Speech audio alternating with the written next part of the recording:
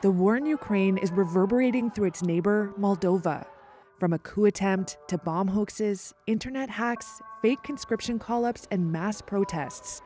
A host of crises has beset the small European country since Russia invaded Ukraine in February 2022. We had an explosion of security threats starting February 24th last year. Let's take a look at why tensions are mounting in Moldova. Nestled between Ukraine and Romania, the former Soviet republic with a population of 2.5 million has often been caught in a limbo between Russia and the West. Moldova hosts the breakaway statelet of Transnistria that's controlled by pro-Russian separatists and garrisoned by Russian troops. The country is also home to the semi-autonomous region of Gagauzia, which is overwhelmingly pro-Russian too.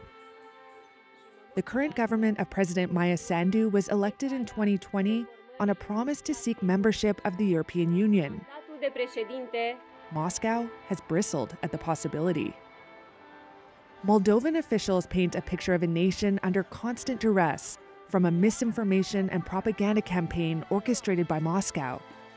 The idea, they say, is to destabilize and undermine the pro-Western government of President Sandu. Reuters spoke to Interior Minister Anna Revenko. And this black propaganda actually is getting to many people in form of manipulation and news such as that Moscow has the only solution, that the Western and European integration path will only lead the country to a war, that soon there will be a mobilization, that people will have to go to war, that those who oppose will get arrested.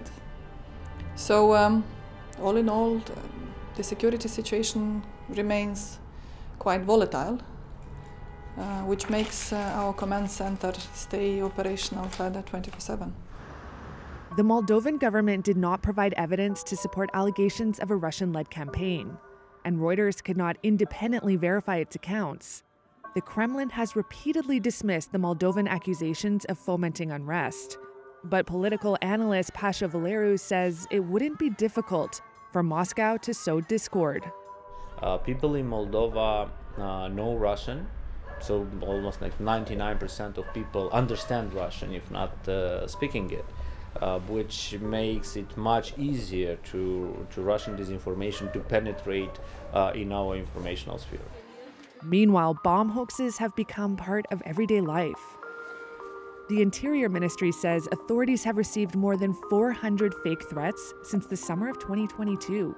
In February, Moldovan authorities publicized an alleged coup plot. They say the plan was for agitators to enter Moldova from Russia and other countries in the region and attempt to provoke violent clashes.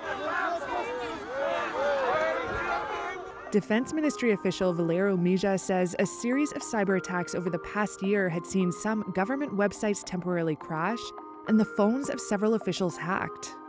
All this type of threats increased after the war in Ukraine started last year, and what we realize that we need to boost this cyber defense and security sector, because we realize that commercial structures became more effective for this.